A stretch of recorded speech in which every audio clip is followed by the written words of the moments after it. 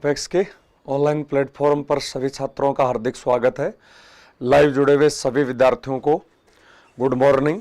और current affairs की इस रात्रिक क्लास में सभी प्यारे विद्यार्थियों का हार्दिक स्वागत है।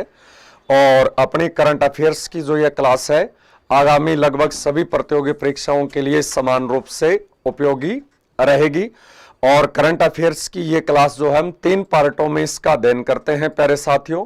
पहले पार्ट में हम पढ़ते हैं आज की बेहतरीन न्यूज, उसके बाद में अपने ऑब्जेक्टिव क्वेश्चन, और ऑब्जेक्टिव क्वेश्चनों के बाद हम चलते हैं रात्रिक जीके डोज पर। तो अब अपनी क्लास की जो शुरुआत है वो करते हैं। तो करंट अफेयर्स की जो ये डेली क्लास है इसमें आपको statics GK, current affairs news और इंपॉर्टेंट जो क्वेश्चन है वो बताए जाते हैं। और आज के एक अच्छे विचार से हम इसकी शुरुआत करते हैं। यदि हम अपने काम में लगे रहे तो हम जो चाहें वो हासिल कर सकते हैं।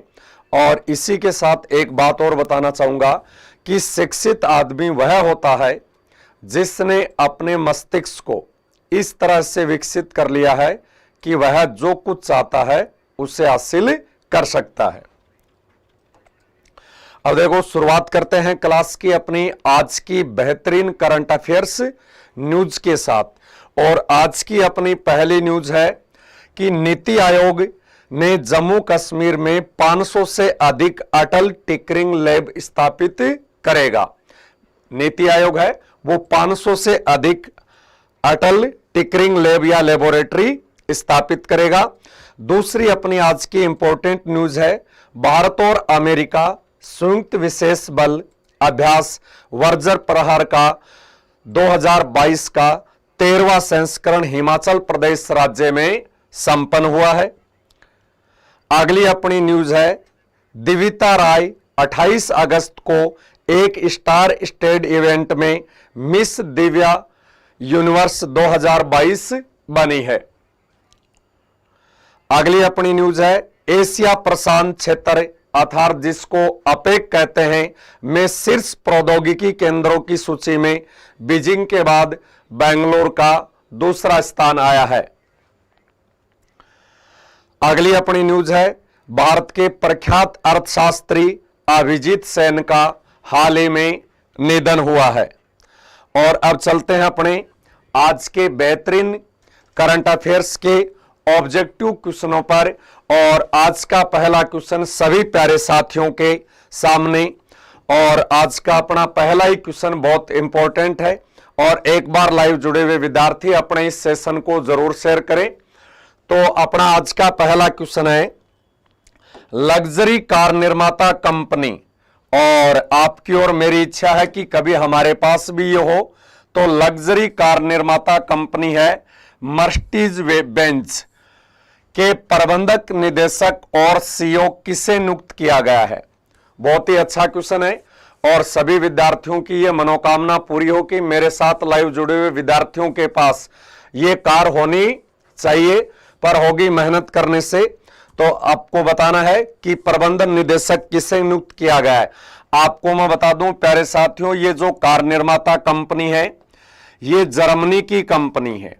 कौन से देश की कंपनी है ये? जर्मनी की कंपनी है ये। और इस कंपनी की स्थापना प्यारे साथियों 1926 में हुई थी। मानी मर्सिडीज कार निर्माता कंपनी कहां की है? जर्मनी की है। और 1926 में इस कार निर्माता कंपनी की स्थापना हुई थी। और भारत में मैं आपको प्यारे साथियों बता दूं मर्सिडीज का भारत में मुख्यालय महाराष्ट्र के पुणे में स्थित है। भारत में इसका मुख्यालय कहां स्थित है? भारत के महाराष्ट्र राज्य के पुणे में स्थित है। स्थापना इसकी जर्मनी में 26 में हुई थी। मीनू कुमावत को और महेंद्र ढाका सभी विद्यार्थियों को गुड मॉर्निंग। और इस क्वेश्चन का राइट उत्तर होगा मार्टिन स्वेक को, कि मार्टिन स्वेक को। और मर्सिडीज कार निर्माता कंपनी के प्रबंधक निदेशक और सीईओ नियुक्त किया गया है। और ये अब यहां पर प्यारे साथियों ये अपना जो क्वेश्चन तो है ये तो चेंज हो सकता है कुछ दिनों के बाद में, पर परमानेंट जो जीके है अपने इंडिया और वर्ल्ड जीके से संबंधित क्वेश्चन है वो अपने ये दो हमेशा परमानेंट रहेंगे कि मर्सिडीज कार निर्माता कंपनी किस देश की है? जर्मनी की। इसकी स्थापना कब हुई? 1926 में। और भारत में इसका मुख्यालय कहां स्थित है? पुणे में इसका मुख्यालय स्थित है। और बाकी के इसके क्षेत्रीय कार्यालय बहुत सारे हैं। रुखसाना बानो कह रहे हैं सुंदर पिचई। और अब चलते हैं अपने आगे इस प्रश्न से संबंधित। तो देखो, लग्जरी कार निर्माता कंपनी मर्सिडीज ने एक महत्वपूर्ण संगठनात्मक घोषणा की है कि भारत में कार्यकाल के बाद मार्टिन स्वेक थाईलैंड के अध्यक्ष और मुख्य कार्यकारी अधिकारी के रूप में जिम्मेदारी संभालेंगे। मानी जो भारत में थे और भारत से जाकर अब वो कहां पर जिम्मेदारी संभालेंगे? मर्सिडीज की थाईलैंड में संभालेंगे, जिस थाईलैंड को प्यारे साथियों सफेद हाथियों का देश कहते हैं और जो थाई मसाज के लिए विश्व भर में जाना जाता है। आगे देखो, संतोष अय्यर उन्नत हो गए हैं और मर्सिडीज बेंज इंडिया के प्रबंधक निर्देशक सीईओ के रूप में मार्टिन स्वेक का स्थान लेंगे।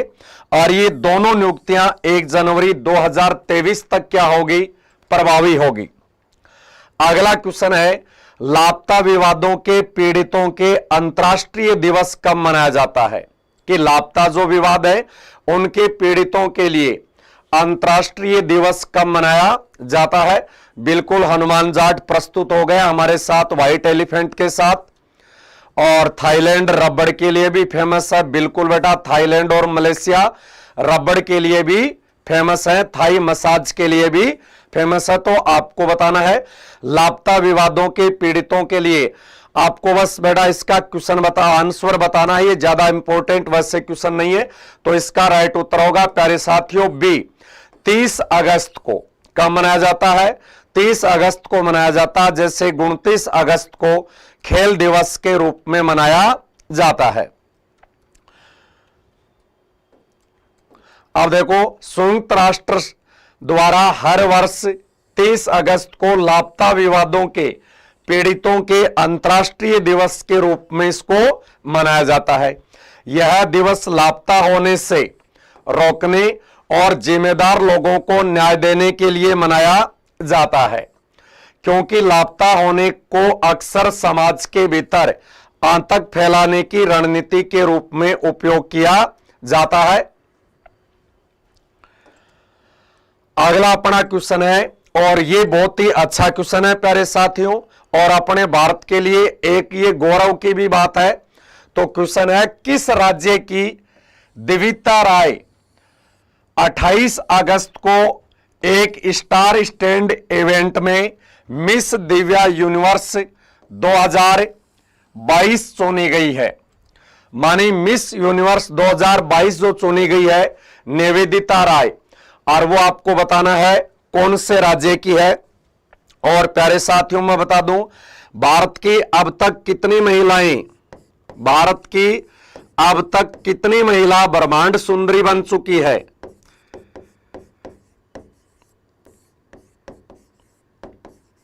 तो इसका राइट उत्तर होगा प्यारे साथियों 3। भारत की पहली ब्रह्मांड सुंदरी थी सुष्मिता सेन।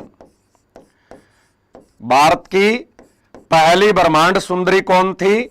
सुष्मिता सेन। भारत की दूसरी ब्रह्मांड सुंदरी थी लारा दत्ता। और भारत की तीसरी ब्रह्मांड सुंदरी है अभी जो फिलहाल चल रही है सिंधु। अब कौन सी सिंधु है? पूरा नाम आपको बताना है इसका। हरभजन सिंह सिंधु है या हरनाथ सिंह सिंधु है? कि अब तक 3 भारत की क्या बन चुकी है प्यारे साथियों? विश्व सुंदरिया बन चुकी है। सुष्मिता सेन बनी थी पहली बार 1994 में, लारा दत्ता बनी 2000 में, और अपनी सिंधु बनी है 2021 में, जो हरियाणा चंडीगढ़ की है। और मिस यूनिवर्स पहली बार कहां पर हुआ था? बिल्कुल, तो मिस यूनिवर्स पहली बार कैलिफोर्निया में हुआ। परंतु हमें सबसे पहले देखते हैं कि दिविता राय कौन से राज्य की है। तो प्यारे साथियों इसका राइट उत्तर होगा सी, दिविता राय भारत के कर्नाटक राज्य की है। और जो अपनी हरनाज सिंधु की, किसकी प्यारे साथियों? हरनाज सिंधु की उत्तराधिकारी बनी है। हरनाज सिंधु की क्या बनी है? उत्तराधिकारी बनी है। बिल्कुल रुखसान बानो सही कह रही है, हरनाज सिंधु की बनी है। और भारत की प्रथम मिस यूनिवर्स थी सुष्मिता सेन, दूसरी थी लारा दत्ता और तीसरी है हरनाज सिंधु। और आपको मैं यह भी बता दूं, पहली मिस यूनिवर्स प्रतियोगिता प्यारे साथियों 1952 में अमेरिका के कैलिफोर्निया में हुई थी। पहली मिस यूनिवर्स प्रतियोगिता या पहली ब्रह्मांड सुंदरी प्रतियोगिता और कब हुई थी? 1952 में अमेरिका के कैलिफोर्निया में हुई थी। और यदि मैं भी लड़की होता तो कम से कम 5-6 बार ब्रह्मांड सुंदरी का खिताब जीत गया होता मैं, पर मैं लड़की हूं नहीं, इसलिए यह नहीं जीत पाया।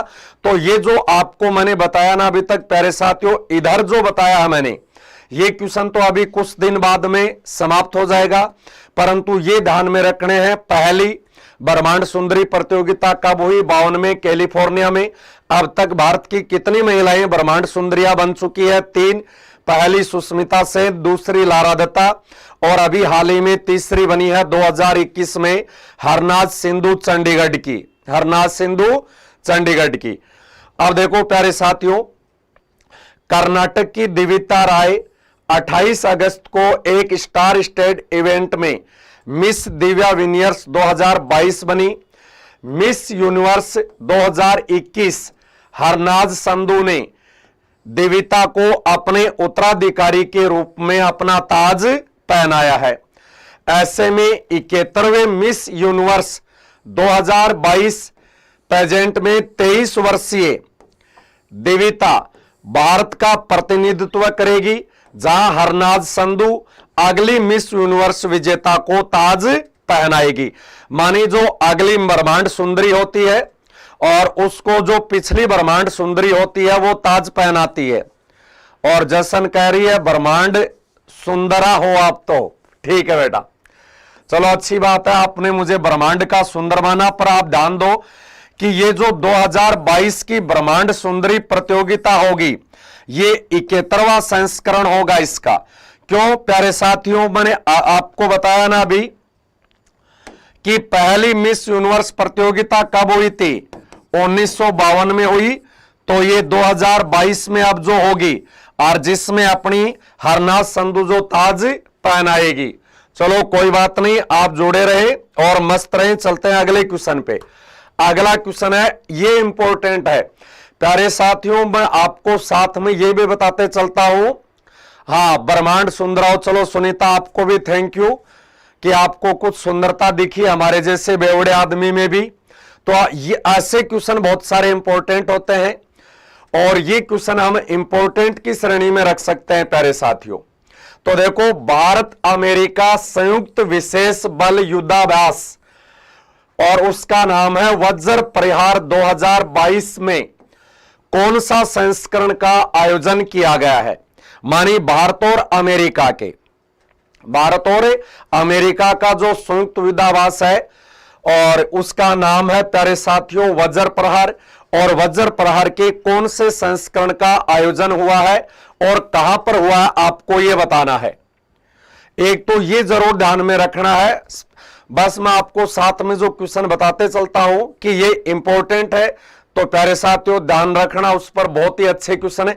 बिल्कुल राइट उत्तर आ रहा है इसका। 13वां संस्करण अभी हाल ही में संपन्न हुआ है। कौन सा संस्करण? इसका 13वां संस्करण अभी हाल ही में संपन्न हो गया है। किसका? वज्र प्रहार 2022 का। अब देखो, भारत अमेरिका संयुक्त विशेष बल अभ्यास वज्र प्रहार 2022 का 13वां संस्करण हिमाचल प्रदेश के बकलोह में संपन्न हुआ। ये दोनों जगह प्यारे साथियों आपको ध्यान में रखनी है कि हिमाचल प्रदेश में कौन सी जगह पर हुआ, बकलोह में संपन्न हुआ। दोनों देशों के विशेष बलों ने 21 दिवसीय, कितने दिन का? 21 दिवसीय संयुक्त प्रशिक्षण अभ्यास में भाग लिया। और मैं आपको प्यारे साथियों यहां पर बता दूं कि ये अलग अलग जगह पर होता है। कभी ये अमेरिका में संयुक्त युद्धाभ्यास होता है, कभी भारत में होता है, कभी भारत के हिमाचल प्रदेश राज्य में बर्फीले तूफानों के अंदर होता है, तो कभी प्यारे साथियों जैसलमेर के 50 डिग्री टेम्परेचर तापमान पर भी होता है। मानी अलग अलग एनवायरमेंट में सैनिक अपने को डालने के लिए, अलग अलग जो भी एनवायरमेंट होता है कि एक तरफ तो वही युद्धाभ्यास होता है, वो -50 डिग्री सेंटीग्रेड तापमान वाले क्षेत्रों पर किया जाता है, और वही युद्धाभ्यास कुछ दिनों बाद में +50 डिग्री सेंटीग्रेड वाले और तपती हुई दोपहरी में और रेत के मानी तपती हुई रेत पर या बालू रेत पर यह किया जाता है, तो अलग अलग क्षेत्रों में। अब प्यारे साथियों ये संयुक्त युद्धाभ्यास क्यों होते हैं? ये होते हैं विश्व में शांति स्थापित करने के लिए। जैसे एक आपको मैं बता दूं प्यारे साथियों, यहां पर एक जानकारी दे दूं कि संयुक्त राष्ट्र संघ की एक शांति सेना होती है। संयुक्त राष्ट्र संघ की क्या होती है प्यारे साथियों? एक शांति सेना होती है। और वैसे तो संयुक्त राष्ट्र संघ की कोई भी प्यारे साथियों स्थायी सेना नहीं है, परंतु जो भी देश गृह युद्ध की मार झेलता है तो संयुक्त राष्ट्र संघ अपने सदस्य देशों में से और कुछ सैनिक चुनता है और उनको उस देश में शांति स्थापित करने के लिए भेज देता है। जैसे लाइव जुड़े हुए विद्यार्थियों ने आज से 1-1.5 महीने पहले पढ़ा हुआ था कि अपने राजस्थान के 2 वीर सैनिक कांगो में शहीद हो गए थे। अपने राजस्थान के 2 वीर सैनिक कहां शहीद हो गए थे? अफ्रीका के कांगो देश में शहीद हो गए थे, क्योंकि अफ्रीका का जो कांगो देश है वो गृह युद्ध की मार झेल रहा है और वहां के गृह युद्ध को समाप्त करने के लिए संयुक्त राष्ट्र संघ की शांति सेना में भारत के सैनिक तैनात थे। तो इसलिए विश्व में जहां भी कोई समस्या आती है तो संयुक्त राष्ट्र संघ अपनी शांति सेना तैनात करता है, और शांति सेना उन्हीं में से तैनात करता है जो आपस में संयुक्त युद्धाभ्यास करते हैं और हर परिस्थिति में उनको लड़ने की या रहने की आदि हो जाते हैं वो। मानी अब हो सकता है कि जैसे राजस्थान के सैनिक हैं, हम गर्मी में रह सकते हैं, पर हो सकता है कि हम -डिग्री वाले तापमान में ना रह सके, तो -डिग्री वाले तापमान में अपने आप को ढालने के लिए हम वहां पर संयुक्त युद्धाभ्यास करते हैं। तो मैं आशा करता हूं कि ये आपको अच्छी तरीके से समझ में आया होगा। अब चलते हैं अगले क्वेश्चन पे। अगला क्वेश्चन ये भी बहुत इंपॉर्टेंट क्वेश्चन है प्यारे साथियों। नीति आयोग ने जम्मू कश्मीर में कितनी अटल टिकरिंग लैब स्थापित करेगा? कि नीति आयोग है प्यारे साथियों जिसका पहले नाम योजना आयोग था, प्लानिंग कमीशन था, जिसकी स्थापना 1950 में हुई थी और बाद में योजना आयोग का नाम नीति आयोग कर दिया। और स्किल इंडिया के तहत, स्किल इंडिया माने टेक्नोलॉजी में छात्रों को आगे लाने के लिए, और अभी आपको पता ही है जम्मू कश्मीर से 2019 में धारा 370 हटा दी गई है। अब धारा 370 हटाने के बाद वहां के युवाओं को रोजगार के साधन उपलब्ध करवाने के लिए और नीति आयोग वहां पर क्या कर रहा है? अटल टिकरिंग लैब स्थापित कर रहा है। स्किल के तहत या जम्मू कश्मीर के युवा साथियों को रोजगार उपलब्ध करवाने के लिए। मानी जम्मू कश्मीर को अब हम हमारा एक बहुत ही महत्वपूर्ण और अपना ही हिस्सा मानी, जो एक हड्डी थी जम्मू कश्मीर पर, गले की फांस थी धारा 370, वो हमने हटा दी 2019 में। और पूर्व दिवंगत प्रधानमंत्री अटल बिहारी वाजपेयी के नाम पर अटल टिकरिंग लैब स्थापित करेगा। और कितनी स्थापित करेगा? 500। मानी 500 से अधिक अटल टिकरिंग लैब युवाओं को रोजगार देने हेतु स्किल इंडिया के तहत नीति आयोग के द्वारा भारत के जम्मू कश्मीर राज्य में स्थापित की जाएगी, जो अभी राज्य नहीं भारत का एक संघ शासित प्रदेश है। धारा 370 हटाए जाने के बाद जिस जम्मू कश्मीर को प्यारे साथियों कभी धरती का स्वर्ग कहते थे, और आज वही जम्मू कश्मीर आतंकवाद के कारण नरक की सांसें गिन रहा है। मानी कभी इसी जम्मू कश्मीर को हम क्या कहते थे? धरती का स्वर्ग कहते थे, परंतु आज आतंकवाद के कारण ये नरक की सांसें गिन रहा है। अब आगे देखो प्यारे साथियों, अटल इनोवेशन मिशन मानी AIM और नीति आयोग हाई स्कूल छात्रों के बीच एक नवीन मानसिकता का पोषण करने के लिए जम्मू और कश्मीर में 500 से अधिक अटल टिंकरिंग लैब स्थापित करेगा। मानी कहने का मतलब वो है कि जम्मू कश्मीर के युवा साथियों को भारत की मुख्य धारा में लाने का प्रयास किया जा रहा है कि भारत की मुख्य धारा में लाया जाए। जो जम्मू कश्मीर के युवा रास्ता भटककर बेरोजगारी के कारण या अन्य लालच के कारण वो आतंकवादियों की शरण में या आतंकवाद की शरण में चले जाते हैं, और इस दलदल से उनको निकालने के लिए एक नया मिशन लॉन्च किया गया है सभी भारत के युवाओं के लिए, जिसका नाम है अटल इनोवेशन मिशन मानी AIM। और AIM के साथ मिला है नीति आयोग, और वो हाई स्कूल के छात्रों को, मानी हाई स्कूल के जो छात्र होते हैं वही जवानी में कुछ गलती कर बैठते हैं, तो इसलिए उनको वो हाई स्कूल के छात्र अपना रास्ता ना भटके और वो भारत की मुख्य धारा से जुड़े, इसके लिए ये जो काम है या ये जो बेहतरीन प्रयास है भारत सरकार के द्वारा किया जा रहा है। तो आप चलते हैं अगले क्वेश्चन पर, और अगले क्वेश्चन पर आप पढ़ते रहें और क्लास को भी प्यारे साथियों एक बार जरूर शेयर करें। और करंट अफेयर्स के साथ जो मैं आपको व्याख्या बताता हूं प्यारे साथियों, वो इंडिया जीके के लिए आपके लिए बहुत ही बेहतरीन होने वाली है। तो अपना आज का 6 नंबर का क्वेश्चन है, राष्ट्रीय लघु उद्योग दिवस कब मनाया जाता है। बहुत ही बेहतरीन क्वेश्चन है प्यारे साथियों। राष्ट्रीय लघु उद्योग दिवस, यही तो हमारे समाज की क्या है, रीढ़ मानी जाती है। तो आपको बताना है राष्ट्रीय लघु उद्योग दिवस कब मनाया जाता है।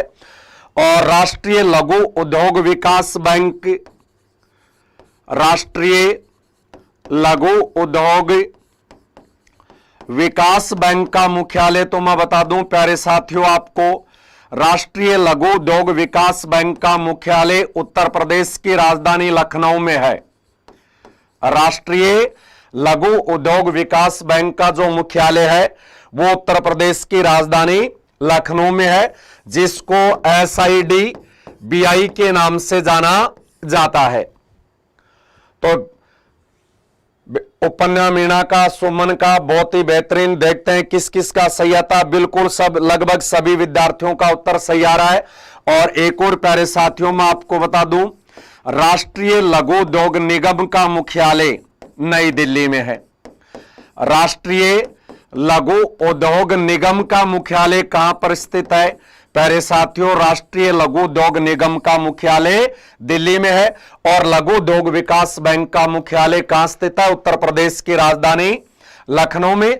और राष्ट्रीय लघु उद्योग दिवस मानी लघु उद्योगों को या कुटीर उद्योगों को या अपने समाज में अपने घर में चल रहे छोटे छोटे उद्योगों को और एक नई दिशा देने के लिए और उनके लिए दिवस मनाया जाता है प्यारे साथियों 30 अगस्त को। तो 30 अगस्त को राष्ट्रीय लघु उद्योग दिवस मनाया जाता है। और ये दोनों चीज आपको ध्यान में रखनी है। कई बार साथियों ये क्वेश्चन पूछ लिया जाता है कि SIDBI मानी लघु उद्योग विकास बैंक का मुख्यालय लखनऊ, उत्तर प्रदेश की राजधानी लखनऊ प्यारे साथियों गोमती नदी के तट पर, जिसे नवाबों की नगरी भी कहते हैं। और राष्ट्रीय लघु उद्योग निगम का दिल्ली में है। ये इंपॉर्टेंट क्वेश्चनों की श्रेणी में रख सकते हैं प्यारे साथियों हम इसको। माने कुछ क्वेश्चन तो बेटा दिल्ली करंट अफेयर्स की क्लास में ऐसे होते हैं जो एक निश्चित समय के लिए ही काम में आते हैं, परंतु ऐसे जो क्वेश्चन है सर जी प्लीज एक बार हमारी भी क्लास में हाजिरी लगा दो। बिल्कुल लगा दी बेटा, आपका नाम बहुत बड़ा, इतने नाम रख लेते हो MKG। तो बेटा एक बार तेरा ही MKG के आगे लिखकर पूरा नाम भी बता दे, जो को मैं बोलने में थोड़ी सहूलियत हो जाए। ये कुछ नाम ऐसे हैं जो मेरी जीभ पर आते नहीं है। हाजिरी आपकी लगा दी। अब चलते हैं प्यारे साथियों आगे। देखो, देश भर में हर साल 30 अगस्त को छोटे छोटे लघु उद्योगों को उनकी समग्र विकास क्षमता और वर्ष में उनके विकास के लिए प्राप्त अवसरों के समर्थन और बढ़ावा देने के लिए राष्ट्रीय लघु उद्योग दिवस के रूप में 30 अगस्त को मनाया जाता है। कितने अगस्त को मनाया जाता है? 30 अगस्त को मनाया जाता है। और अगले क्वेश्चन का प्यारे साथियों केवल आपको उत्तर बताना है।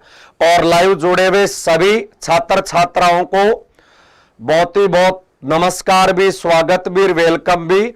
और उन लड़कों का भी हार्दिक स्वागत है जो लड़की बनकर कमेंट कर रहे हैं, उनको भी बहुत बहुत हार्दिक स्वागत है। तो आपको बताना, हाल ही में किस बैंक ने एनपीसीआई मानी नेशनल पेमेंट के साथ मिलकर रुपए क्रेडिट कार्ड को लॉन्च किया है। अब ये ऐसे क्वेश्चन है बेटा, ये ज्यादा इंपॉर्टेंट क्वेश्चन नहीं होते हैं। ये जो क्वेश्चन है, ऐसे क्वेश्चन जैसे 7 नंबर का आपके सामने स्क्रीन पे है, ये एक निश्चित समय के लिए, या मानी ये जो क्वेश्चन है ना अभी प्यारे साथियों, ये केवल अभी 15-20 दिन के लिए इंपॉर्टेंट है, और वो भी केवल बैंकिंग एग्जाम के लिए।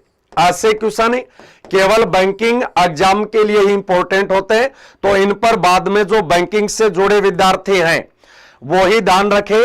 और इसका राइट उत्तर होगा बेटा आईसीआईसीआई बैंक।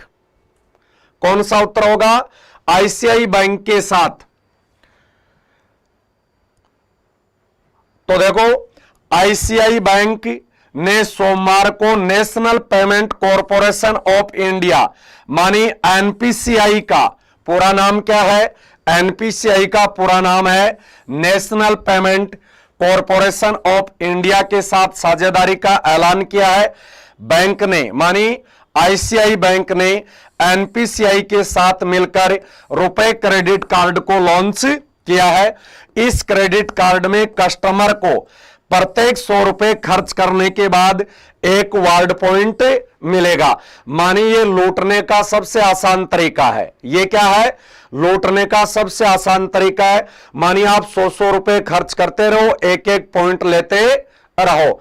तो आईसीआई और ये प्यारे साथियों, ये प्राइवेट बैंक होते हैं, एक निश्चित समय के लिए इनके क्वेश्चन, और विशेषकर ऐसे क्वेश्चन बैंकिंग एग्जाम के लिए होते हैं, तो इस क्वेश्चन पे आपको ज्यादा ध्यान नहीं रखना है। अब मैं आपको साथ में बताता चलता हूं दिल्ली के करंट अफेयर्स का कि कौन सा क्वेश्चन आपके जीवन का बदलाव ला सकते हैं, और बेहतरीन क्वेश्चन भी मैं आपको साथ में बताते चलता हूं। अगला क्वेश्चन है, हाल ही में सफेद हाथियों के देश थाईलैंड में आयोजित BWUF विश्व चैंपियनशिप 2022 में पुरुषों का एकल खिताब किसने जीता है? और यह भी एक निश्चित समय के लिए है। यह भी क्या है? एक निश्चित समय के लिए है। सर आईसीआई नहीं है। अच्छा, चेक कहां करे बेटा? अब चेक बाद में कर लेंगे, चलो होगा तो कोई देख लेंगे। अब चेक कहां करे इसको? मैं तो बेटा चेक करने के लिए तो लाया ही नहीं, पर्स तो मेरा घर पे रह गया, मैं क्रेडिट कार्ड चेक करता। तो ये क्या है? सबका मालिक एक बेटा। ये क्या है? बैंक ऐसे होते हैं, ये सबको लूटने के लिए होते हैं। ये हर तीसरे दिन किसी ना किसी साथ के समझौता करते रहते हैं। तो आप वो नहीं समझे क्या इन बैंकों की हरकतें?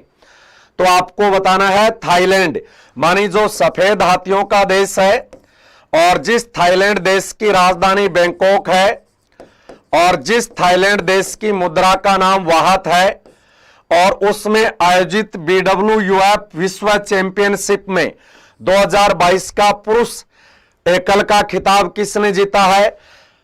और राइट उत्तर होगा ए विक्टर एक्सेल्स ने जीता है। अब देखते हैं, देखो डेनमार्क के विक्टर एक्सेल्सन ने फाइनल में थाईलैंड के केलाउत विडस को 21-5, 21-16 से हराकर BWUF विश्व चैंपियनशिप 2022 में पुरुषों का एकल खिताब जीता है, और थाईलैंड में हुई है। प्यारे साथियों, अब डेनमार्क बता दूं। देखो, थाईलैंड हमारे एशिया का देश है, डेनमार्क यूरोप महाद्वीप का देश है। और डेनमार्क का प्यारे साथियों एक क्वेश्चन बनता है कि विश्व का वह एकमात्र देश कौन सा है जिसके राष्ट्र ध्वज पर उसका समुद्र तट अंकित है? तो उत्तर आएगा प्यारे साथियों कि डेनमार्क विश्व का एक ऐसा देश है जिसके राष्ट्र ध्वज पर उसका समुद्र तट अंकित है। और पुष्पेंद्र सिंह महाकाल भैया नीलम मैम क्यों नहीं आती है, प्लीज एक बार बता दो ना।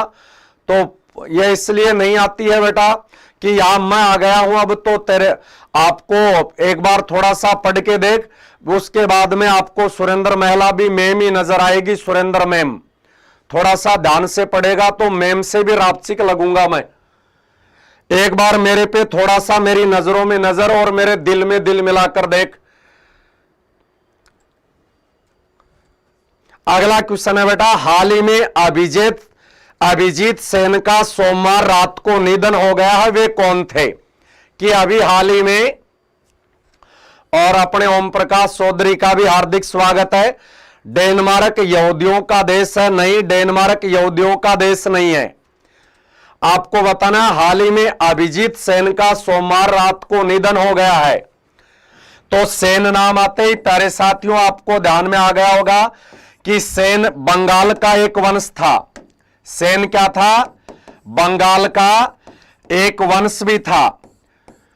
तो अभिजीत सेन जिनका हाल ही में सोमवार को निधन हो गया है, वो भारत के एक प्रख्यात अर्थशास्त्री थे। वो भारत के क्या थे प्यारे साथियों? एक प्रख्यात अर्थशास्त्री थे। और ये अभिजीत सेन दिल्ली के जवाहरलाल नेहरू विश्वविद्यालय के प्रोफेसर भी थे। ये मानी दिल्ली के जवाहरलाल नेहरू विश्वविद्यालय में ये पढ़ाते भी थे। ठीक है, अब मैं आपको बता दूं बेटा, ऐसे ही भारत के एक प्रसिद्ध अर्थशास्त्री हैं अमर्त्य सेन, वो भी बंगाल के हैं। देखो अभिजीत सेन भी बंगाल के हैं, परंतु इनका जन्म दिल्ली में हुआ था। ये बंगाली मूल के हैं। और एक बंगाली मूल के या बंगाल या कलकत्ता के एक और भारत के प्रसिद्ध अर्थशास्त्री हैं अमर्त्य सेन। और अमर्त्य सेन प्यारे साथियों ध्यान में रखना, एशिया के पहले अर्थशास्त्री हैं। अमर्त्य सेन एशिया के पहले अर्थशास्त्री हैं जिनको अर्थशास्त्र का नोबेल पुरस्कार मिला था। और ये भारत के नहीं है प्यारे साथियों, ये एशिया के पहले आदमी हैं जिनको अर्थशास्त्र का नोबेल पुरस्कार मिला था। मानी पहले आदमी जिनको नोबेल पुरस्कार मिला अर्थशास्त्र का, वो अमर्त्य सेन। और प्यारे साथियों इनको 1998 में अर्थशास्त्र का नोबेल पुरस्कार मिला था। और बिल्कुल अपने हनुमान जाट बिल्कुल राइट कह रहे हैं, और ये कलकत्ता के रहने वाले थे। तो अभिजीत सेन और अमर्त्य सेन प्यारे साथियों दोनों ही अर्थशास्त्री हैं। और एक और मैं आपको बता दूं कि भारत के प्रधानमंत्री भी भारत के प्रख्यात अर्थशास्त्री थे, और उनका नाम है डॉक्टर मनमोहन सिंह। उनका नाम है कि भारत के कौन से प्रधानमंत्री विश्व के प्रख्यात अर्थशास्त्री रहे थे? डॉक्टर मनमोहन सिंह। और डॉक्टर मनमोहन सिंह भारत के एकमात्र प्रधानमंत्री हैं जिनके हस्ताक्षर बैंक नोटों पर भी मिलते हैं। जिनके हस्ताक्षर बैंक नोटों पर भी मिलते हैं। अब देखते हैं बेटा, ग्रामीण अर्थव्यवस्था की प्रमुख विशेषज्ञ और योजना आयोग के पूर्व सदस्य दिल्ली विश्वविद्यालय के प्रोफेसर अभिजीत सेन का एक लंबी बीमारी के बाद दिल का दौरा पड़ने से सोमवार को निधन हो गया है। वे 72 वर्ष के थे और 2004 से 2014 तक वो योजना आयोग के सदस्य भी रहे थे, और बाद में इसी योजना आयोग को नीति आयोग में तब्दील कर दिया गया था। अब है आज का अपना अंतिम क्वेश्चन, ऑब्जेक्टिव अंतिम क्वेश्चन। फिर प्यारे साथियों में अपनी करंट अफेयर्स की क्लास के तीसरे पड़ाव पर चलेंगे, और यह क्वेश्चन प्यारे साथियों बहुत ही इंपॉर्टेंट है। मानी मैं आपको साथ में बताता चलता हूं, यह क्वेश्चन बहुत ही इंपॉर्टेंट क्वेश्चन है। एशिया प्रशांत क्षेत्र में शीर्ष प्रौद्योगिकी केंद्रों की सूची में बेंगलोर का कौन सा स्थान है? अपने कर्नाटक राज्य की राजधानी। अपने कौन से राज्य की राजधानी? कर्नाटक राज्य की राजधानी बेंगलोर का कौन सा स्थान है? और प्यारे साथियों ध्यान में रखना, एशिया प्रशांत क्षेत्र को अपेक कहते हैं। कंफ्यूज मत हो जाना, तेल निर्यातक देशों के समूह को तो कहते हैं ओपेक। तेल निर्यातक देशों के समूह को क्या कहते हैं? ओपेक कहते हैं। जिसका मुख्यालय वियना में है। और एशिया प्रशांत क्षेत्र, एशिया प्रशांत क्षेत्र को क्या कहते हैं? अपेक कहते हैं। और इस अपेक में आपको बताना पहला स्थान किसका है और दूसरा किसका है। तो बिल्कुल राइट उत्तर आ रहा है इसमें। पहला स्थान है चीन की राजधानी बीजिंग का और दूसरा स्थान है प्यारे साथियों अपने कर्नाटक राज्य की राजधानी बेंगलोर का, जिस बेंगलोर को भारत की स्पेस सिटी, जिस बेंगलोर को बगीचों का शहर, जिस बेंगलोर को भारत की गार्डन सिटी, जिस बेंगलोर को भारत की सिलिकॉन वैली कहा जाता है, और उसी बेंगलोर का क्या रहा है बीजिंग के बाद अपेक में अर्थात एशिया प्रशांत क्षेत्र में दूसरा स्थान रहा है। और मैं प्यारे साथियों आपको बता दूं अपेक की पहली बैठक ऑस्ट्रेलिया की राजधानी कैनबरा में हुई थी। अपेक मानी एशिया प्रशांत क्षेत्र की जो पहली बैठक है वो कैनबरा ऑस्ट्रेलिया की राजधानी में 1989 में हुई थी। तो आपसे क्वेश्चन पूछा जा सकता है अपेक का गठन कब हुआ था? तो अपेक का या एशिया प्रशांत क्षेत्र का गठन 1989 में हुआ। कहां पर हुआ? ऑस्ट्रेलिया की राजधानी कैनबरा में हुआ। परंतु ध्यान रखना प्यारे साथियों अपेक का गठन ही कैनबरा में हुआ है। अपेक का जो मुख्यालय है मानी एशिया प्रशांत क्षेत्र का जो मुख्यालय है वो है प्यारे साथियों सिंगापुर में। और ये आपके लिए बहुत ही इंपॉर्टेंट क्वेश्चन है कि अपेक का गठन 1989 में ऑस्ट्रेलिया की राजधानी कैनबरा में हुआ और अपेक का मुख्यालय सिंगापुर, एक छोटा सा देश है एशिया का। सिंगापुर की राजधानी सिंगापुर सिटी है और सिंगापुर की मुद्रा प्यारे साथियों सिंगापुर डॉलर है। और इस अपेक के गठन में श्रेय भी ऑस्ट्रेलिया के प्रधानमंत्री को ही जाता है। और प्यारे साथियों इसके सदस्य देश कितने हैं? 21 इसके सदस्य देश हैं। मानी अपेक के सदस्य देश कितने हैं? 21। तो ये इधर मैंने जो भी आपको जानकारी बताई है उसका एक बार स्क्रीनशॉट लेके और रफ कॉपी में ये जरूर नोट करना प्यारे साथियों। ये क्वेश्चन बार बार एग्जाम में आते हैं। अपेक का गठन कहां हुआ या अपेक की पहली बैठक कहां हुई, अपेक का मुख्यालय कहां है या अपेक के सदस्य देश कितने हैं, ये सारी की सारी चीजें और हम इनको इंपॉर्टेंट की श्रेणी में रख सकते हैं। और इस अपेक प्रशांत क्षेत्र में अपना भारत भी शामिल है, इसीलिए तो अपने कर्नाटक की राजधानी बेंगलुरु का दूसरा स्थान है।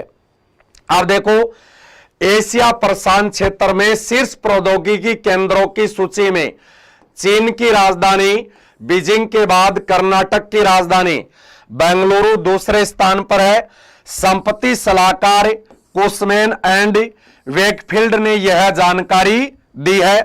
कुशमैन एंड वेकफील्ड की tech cities the global intersection of talent and real estate शीर्षक वाली ताजा रिपोर्ट में कारोबारी माहौल से जुड़े 14 मानदंडों के आधार पर प्रौद्योगिकी बाजारों की पहचान की जाती है।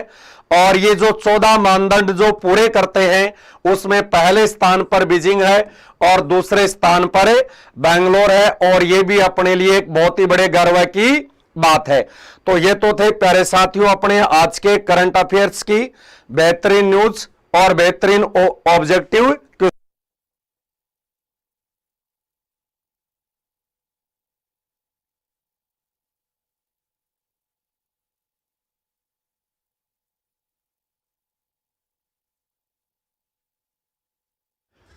तो आप चलते हैं प्यारे साथियों अपने क्लास के तीसरे और अंतिम पार्ट पर, जिसमें होता है अपना इंपॉर्टेंट स्टैटिस्टिक्स जीके।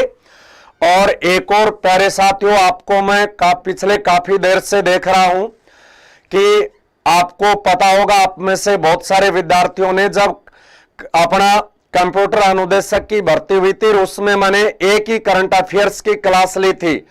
और उस एक ही करंट अफेयर्स की क्लास में से जो भी विद्यार्थी हमारे साथ जुड़े थे और उनको बहुत ही तगड़ा फायदा हुआ था, कल रिजल्ट आया है, हमारे कई साथियों का उसमें सिलेक्शन भी हुआ है। तो प्यारे साथियों उसमें आपको पता 10,000 वैकेंसियां आई थी और 7,000 आदमी ही क्वालिफाई कर पाए। क्यों कर पाए? क्योंकि उसमें मिनिमम जो मार्क्स थे वो भी स्टूडेंट नहीं ला पाए। क्यों? क्योंकि बेटा आपके लिए लाइव सेशन में इतनी मेहनत करते हैं और आप में से आधे छात्र तो आपस में चूमाचाटी में लगे हुए हैं। तो ये आपस में चुमाचाटी तो बंद करे, थोड़ा करंट इन क्लासों पे ध्यान दे, वरना क्यों तो अपना क्यों घर वालों का टाइम वेस्ट करते हो। तो जो भी दुर्लभ जानकारी दी जाती है प्यारे साथियों उनका ध्यान दे और इस सेशन का जरूर आनंद उठाए।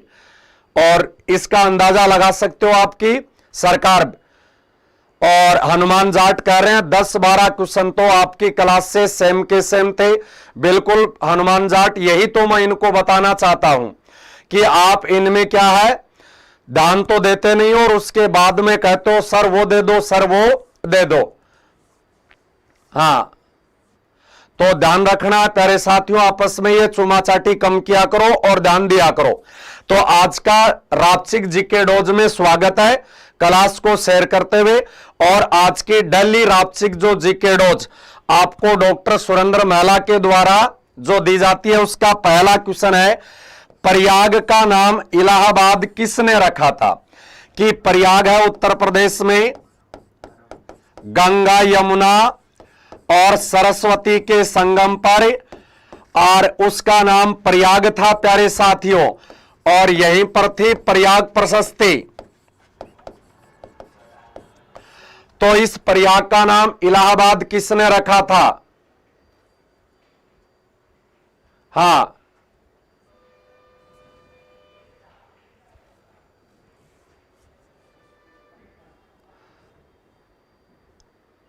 बेटा शब्दों पे ये शब्द सारे ही मेरे हिसाब से ये शब्द उत्तम है। इनका आप है ना थोड़ा ज्ञान आपको कम है बेटा, और इन शब्दों का अर्थ आप जानते नहीं हो। शब्द बिल्कुल एकदम से जैसे लुम्बी चुम्बी एक घाटियां होती है, चुमाचाटी भारत के एक बहुत ही महत्वपूर्ण एक शब्दावलियां है। इन शब्दावलियों का अर्थ आप जानते नहीं हो और यहां पर अपने वो क्या है थोड़े से इंप्रेस झाड़ने के लिए आप भी आ जाते हो, है ना। तो शब्दों का मेल बेटा, शब्दों की जानकारी पहले खुद को ना हो तो उनका अर्थ आप खुद गलत अपने मन से मत निकाला करो कि खुद को एक इंप्रेशन बढ़ाने के लिए उनका अर्थ गलत मत निकाला करो। बिल्कुल वाजिब शब्द है और अच्छा शब्द है। आपस में घुसर फुसर को कहते हैं ये कि आपस में बातें करना, है ना, कि जब ज्ञान कम हो तो उसको ढोलना भी नहीं चाहिए। बिल्कुल राइट उत्तर आ रहा है। प्रयाग का नाम इलाहाबाद मुगल सम्राट अकबर ने रखा था। प्रयाग का नाम इलाहाबाद किसने रखा था? मुगल सम्राट अकबर ने रखा था और अकबर ने इसका नाम इलाहाबाद कर दिया। और इसी इलाहाबाद का नाम प्यारे साथियों योगी आदित्यनाथ ने प्रयागराज कर दिया है। इसी योगी आदित्यनाथ ने प्रयागराज कर दिया है। हां ठीक है प्यारे साथियों। हां, अब दूसरा क्वेश्चन है, दाचीग्राम नेशनल पार्क कहां स्थित है? तो प्यारे साथियों दाचीग्राम नेशनल पार्क जम्मू कश्मीर में है। दाचीग्राम नेशनल पार्क कहां स्थित है? जम्मू कश्मीर में स्थित है दाचीग्राम नेशनल पार्क। ठीक है। और तीसरा क्वेश्चन है, राइनो किस राज्य का राजकीय पशु है? तो प्यारे साथियों राइनो कहते हैं एक सींग वाले गेंडे को। राइनो किसे कहते हैं? एक सींग वाले गेंडे को राइनो कहते हैं। और राइनो के लिए प्रसिद्ध वन्यजीव अभयारण्य असम में है। और राइनो के किस राज्य का राजकीय पशु है राइनो या एक सींग वाला गेंडा? असम या असोम का? असम या असोम का। प्यारे साथियों काजीरंगा वन्यजीव अभयारण्य भी एक सींग वाले गेंडे के लिए प्रसिद्ध है। काजीरंगा वन्यजीव अभयारण्य भी एक सींग वाले गेंडे के लिए प्रसिद्ध है। अब चलते हैं अपने अगले रापचिक जीके डोज पर। देखो अटल सुरंग कहां स्थित है?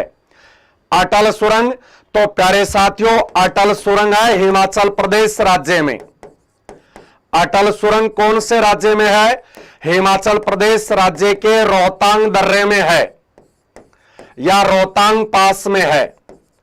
रोहतांग दर्रे में है या हिमाचल प्रदेश राज्य के रोहतांग पास में है अटल सुरंग, ठीक है।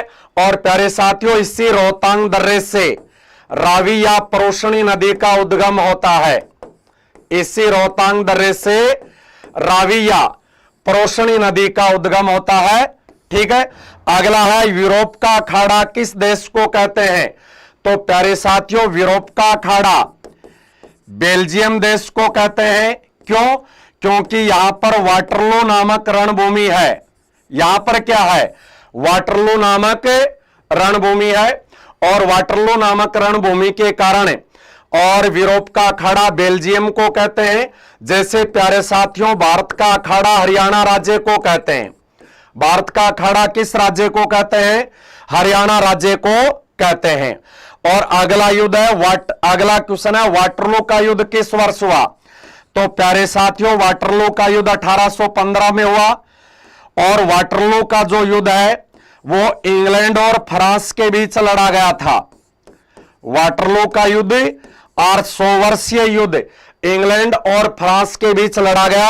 और वाटरलू के युद्ध में प्यारे साथियों, नेपोलियन की हार हुई थी, और फ्रांस के सम्राट नेपोलियन के जीवन की अंतिम लड़ाई वाटरलू की लड़ाई थी, जो बेल्जियम देश में हुई थी।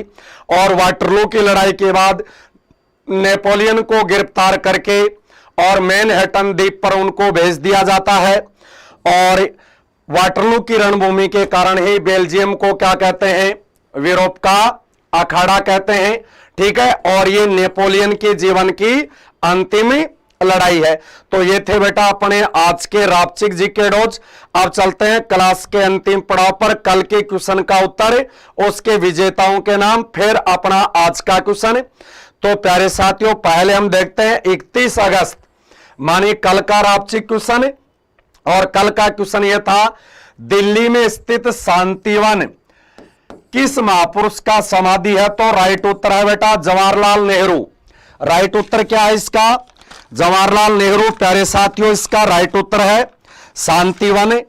और एक भीमराव अंबेडकर जी का समाधि स्थल छोड़कर सभी का जो है, तो इसके विजेताओं के नाम है अतिथि मीणा। ध्यान से सुनना प्यारे साथियों, अतिथि मीणा, ओम प्रकाश, किन्सु, महेंद्र, मोनू सुनील, रुखसाना बानो, सुनीता कौशल, जसन, सपना अनुरागी, मीणा जी और बेताज बादशाह है। इस क्वेश्चन के विजेताओं के नाम है। और प्यारे साथियों, बाकी के आपको इनके भी समाधि स्थलों के नाम होने चाहिए। आज का जो रापचिक क्वेश्चन है, जिसका उत्तर आपको क्लास पूरी होने के बाद कमेंट बॉक्स में देना है कि गिरनार की पहाड़ियां भारत के कौन से राज्य में स्थित हैं। और बिल्कुल जिन्होंने भी दिया उनका नाम मैंने ले दिया है, जो भी विद्यार्थी हैं जिन्होंने उत्तर दिया। तो प्यारे साथियों, आज का क्वेश्चन है गिरनार की पहाड़ियां भारत के कौन से राज्य में है। और कुछ एक देखो, सारे लाइव जुड़े हुए विद्यार्थियों से एक बात मैं बता दूं, ओम प्रकाश आ तो गया, तू रोज ये करता नहीं आया, अभी अभी तो बोल रहा, सुनते तो हो नहीं। अरे क्या प्यारे साथियों, मैंने ओम प्रकाश नाम बोला या नहीं बोला? मानी रोज एक समस्या रहती है, सुनते तो हो नहीं, दान आपका अभी अभी। अब फिर आप क्या करते हो प्यारे साथियों, सजेशन देने लग जाते हो। अभी अभी अपना नाम बोला, उनको खुद का नाम याद नहीं है कि मेरा नाम भी विजेताओं में आया है। मानी क्लास पे ध्यान देते नहीं हो। और मैं यदि आपको आपकी हकीकत रख देता हूं, जैसे अभी थोड़ी देर पहले वो एक बच्चा भी दे रहा था ना, ज्ञान दे रहा था वो, कि ऐसे शब्दों का कंट्रोल किया जाए, ये किया जाए। तो शब्दों ध्यान ही नहीं देते हो तुम्हारे, न तो शब्दों पे ध्यान है कि मैंने क्या तो बोला है, अपनी मर्जी से अपन ने जो बना लिया वो अर्थ बने जाता है। ओम प्रकाश बोला है, जीता है। तो इससे प्यारे साथियों आपको क्या पता चलता है कि आधे विद्यार्थी तो मजे लेने के लिए ही आते हैं, है ना। तो मैं एक फिर विनम्र अपील करना चाहूंगा कि अब वो एमकेजी वो मेरे को पता नहीं बेटा, तो आपको ये एजेंट बनकर कोशिश वो आपको नहीं करनी चाहिए। मानी अपन प्यारे साथियों किसी के एजेंट नहीं है, जहां जिसको अच्छा लगे वहां से उससे अध्ययन ग्रहण करना चाहिए, जिसको जो अच्छा लगता है वहां से। और आधे विद्यार्थी तो प्यारे साथियों यहां पर क्या करते हैं, एजेंट बन के भी आते हैं, है ना। तो आपका युवा हो, प्यारे साथियों, एक विनम्र अपील करना चाहूंगा, आप युवा हो, एजेंट बनने की कोशिश मत करो, आप गुलाम थोड़ी हो। मस्त रहो, पढ़ते रहो, जहां से अच्छा ज्ञान मिले वहां से ग्रहण करते रहो। सभी विद्यार्थियों को लिखित में थैंक यू, बोलकर thank you, best of luck, और सभी विजेताओं को भी बहुत बहुत बधाई। और आज के क्वेश्चन का उत्तर है क्लास पूरी होने के बाद कमेंट बॉक्स में जरूर देना है। और अपन को जिन विद्यार्थियों को पढ़ने पे ध्यान देना है और उनको हमें, हाँ बिल्कुल जशन कह रही है पीएम बन जाते हैं, उनके कोई बात नहीं, ऐसे होते रहते हैं, ठीक है। तो इस प्रकार से अब हम विदा लेते हैं सभी विद्यार्थियों से। मिलते हैं शाम को 4 बजे आज की इंडिया जीके की बेहतरीन क्लास में, और फिर मिलते हैं कल सुबह नए करंट अफेयर्स के तथ्यों के साथ, नई जानकारी के साथ। तब तक के लिए आपका अपना गुरु सुरेंद्र महला। जय हिंद, जय भारत।